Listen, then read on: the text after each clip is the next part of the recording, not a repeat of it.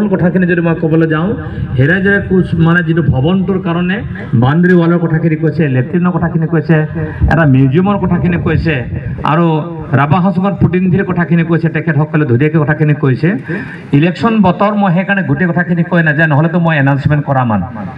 প্ৰভাস দা আছে ওচৰত বহি, আৰু টংকেশ্বৰ ৰাভাই যেতিয়া এনাউন্সমেণ্ট কৰে সেইটো নোহোৱাৰ কথাই নহয়, সেইটো হ'বই, সেইটো মোক কৰে। কিন্তু যে ইলেকশ্যন বতৰ কাৰণে মই এনাউন্সমেণ্টটো নকৰোঁ, কিন্তু যিকেইটা ডিমাণ্ড দিছে ডিমাণ্ডকেইটা ৰাভা হাউচ অট'নমাছ কাউন্সিল যৌথ মঞ্চ যৌথ সংগ্ৰাম সমিতি আহিলে এইকেইটা কাম কৰিব নোৱাৰা কামৰ কথা নহয়, কামকেইটা কৰিব পৰা কামে। এই কামকেইটা পৰ্যায়ক্ৰমে হ'ব, মই কথাটো দিলোঁ আপোনালোকক, মই আপোনালোকক কথাটো দিলোঁ। কিন্তু মই পইচা পাতিৰ কথাটো এনাউন্সমেণ্ট নকৰোঁ, কাৰণ নিৰ্বাচন আয়োগ বুলি কোৱাৰ লগে লগে ইলেকশ্যন ঘোষণা হোৱা নাই, কিন্তু ইলেকশ্যনৰ পৰিৱেশ সম্পূৰ্ণ হৈছে।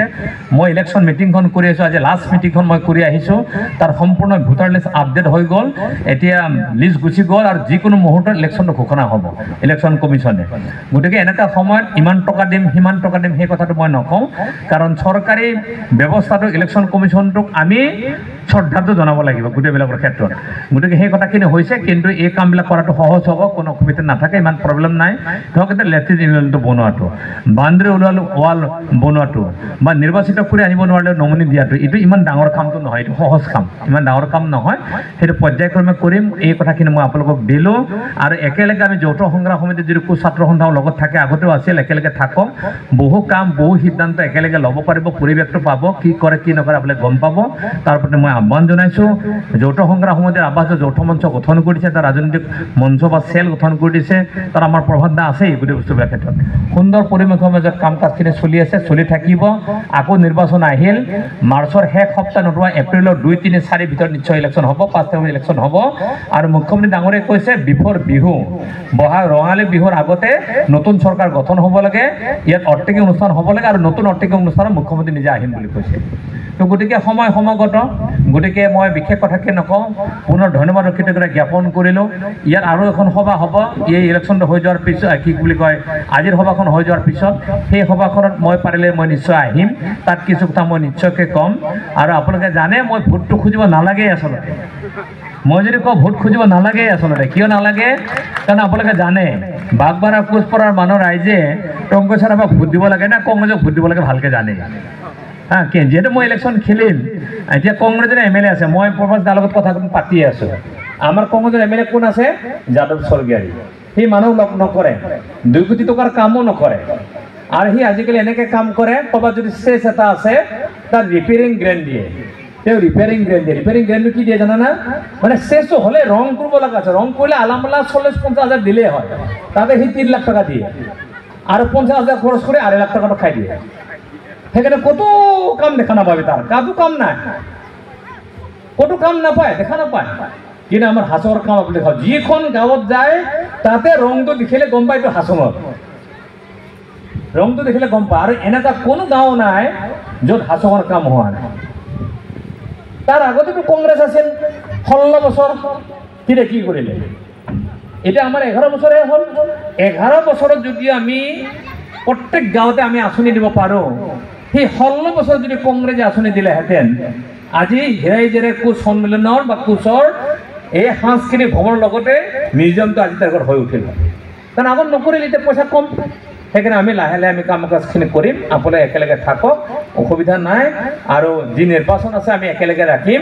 আৰু মোৰ সমষ্টিটোতো আৰু কেণ্ডিডেট বেলেগ নাথাকেই, সেইকাৰণে কেণ্ডিডেট বিচাৰি ফুৰি আছে কংগ্ৰেছে, এইবিলাক কথাটো মনত কৈ যোৱা ভাল। কেণ্ডিডেট কোনোৱে হ'ব নোখোজে, কাৰণ জানে হাৰিব, কেণ্ডিডেট কোনোৱে হ'ব নোখোজে। কিন্তু জোৰ জবৰদস্তিবিলাক কংগ্ৰেছে কৈছে, কেণ্ডিডেট হ'লেই 15 লাখ টকা দিম বুলি কৈছে বোলে, যিয়ে হ'ব খোজে। কংগ্ৰেছে পইচা দিয়া মানুহ নহয়, কংগ্ৰেছে পইচাৰেহে ল'ব জানে। কেণ্ডিডেটটো দিম বুলি কৈ পেলাই নহয়, যোৱা বছৰৰ ছাৰ্ভে যে আছিল তাক 15 লাখ টকা দিম বুলিহে ইলেকশ্যন খেলালে, নহ'লে খেলিব খোজা নাছিল। যে ইলেকশ্যন হ'ল মাত্ৰ বোলে তেওঁ 15 হাজাৰ টকা দিছে, ঘৰত থকা গোটেই চেগুন গছ বিক্ৰীছে চাপা। ইলেকশ্যন গ'লে পইচাটো লাগিবই নাই। তাৰপিছত ঘৈণীয়েকৰ লগত বিৰাট কাজিয়া, ঘৈণীয়েকটো মাষ্টাৰ, 5 লাখ টকা ধাৰ লাগি লোন ল'লে, বিৰাট কাজিয়া। গতিকে সেনেকৈ কাৰোবাৰ আছে। গতিকে নেক্সট ইলেকশ্যনত মই মিটিঙত মই ক'ম, পুনৰ ধন্যবাদ জ্ঞাপন কৰিলোঁ। দক্ষিণ গোৱালপাৰা কোচ সমাজ সমিতিক মই ধন্যবাদ কৃতজ্ঞতা জ্ঞাপন কৰিলোঁ। ছাত্ৰ সন্থাক ধন্যবাদ কৃতজ্ঞতা জ্ঞাপন কৰিলোঁ। মহিলা পৰিষদক ধন্যবাদ কৃতজ্ঞতা জ্ঞাপন কৰিলোঁ। আপোনালোকৰ যি দাবী আছে সেই কাম কাজখিনি মই কৰিম আৰু মই আশা প্ৰকাশ কৰিম মেক্সিমাম দাবীখিনি প্ৰায় মোৰ সমষ্টি ভিত্তিকে হৈছে। ইমান টেনশ্যন খাবলগীয়া নাই, ইমান টেনশ্যন খাবলগীয়া নাই, এইটো হ'ব, অসুবিধা নাথাকে। কিন্তু মই আশা প্ৰকাশ কৰোঁ কোচদুৱাত আছে, মেজেংপাৰাত আছে, কুৰ্চাপাকাৰী পাৰ্ট 2ত আছে, খাৰডাঙত আছে, এনেকৈ গোটেই বিভিন্ন ধৰণত গোটেই কাৰোবাৰবিলাক আছে। সেই ব্যৱস্থাবিলাকো চাব লাগিব গোটেইবিলাক ক্ষেত্ৰত, সেইটো নিশ্চয় আমি চাম। আৰু জনজাতিৰ কথাখিনি কৈছে, জনজাতিকৰণৰ পক্ষে যথেষ্ট কঠিন। আজিৰ তাৰিখত ভাৰত চৰকাৰৰ ইউনিয়ন ট্ৰাইবেল এফেয়াৰ্ছ মিনিষ্ট্ৰেশ্যন 1241টা জাতিয়ে SC বিচাৰি আছে। 1241টা জাতি মই আপোনালোকক ক'লোঁ। গতিকে জনজাতিকৰণৰ সমস্যাটো যথেষ্ট জটিল, যথেষ্ট টাফ কাম। গতিকে আপোনালোকে লাগি থাকিব লাগিব, সমস্যা আমি কৰিবই লাগিব। সমস্যাবিলাক সমাধান কৰিবৰ কাৰণে যুঁজ বাগৰ সংগ্ৰাম থাকিবই, তাৰ মাজত বিভিন্ন উপায়বিলাক থাকে, বিভিন্ন সমস্যা সমাধান কৰাৰ প্ৰক্ৰিয়াবিলাকো থাকে। গতিকে আহি থকাৰ দিনত আমি একেলগে কাম কাজখিনি কৰিম। ৰাভা হাছং অট'নমাছ কাউন্সিলখন আপোনালোকৰ লগত থাকিব, কোনো অসুবিধা নাই। কোচ ছাত্ৰ সন্থাক মই ভাবোঁ নিখিল বা ছাত্ৰ সন্থাৰ লগত এটা আলোচনা কৰি ধুনীয়াকৈ থাকক। সংগ্ৰামটোত আপোনালোকৰ সহায় হ'ব, সহযোগিতা হ'ব, মই তাকে আশা প্ৰকাশ কৰিছোঁ। আৰু আপোনালোক সকলোকে উত্তৰোত্তৰ মই কামনা কৰিছোঁ। আৰু আহি থকা দিনত সকলোৱে একেলগে আমি লগ পাম, একেলগে কাম কাজখিনি কৰিম। আৰু আপোনালোকৰ আশীৰ্বাদ পালে ৰাভা হাছং যৌথ মঞ্চৰ চৰকাৰখনে সুন্দৰ কাম কাজখিনি কৰি আহিছে, তাকে মই আশা প্ৰকাশ কৰি পুনৰবাৰ আপোনালোকক সকলোকে বহুত বহুত ধন্যবাদ আৰু কৃতজ্ঞতা জ্ঞাপন কৰি মোৰ বক্তব্য মই সামৰি মাৰিছোঁ। ধন্যবাদ। নেম হাছং হয় না?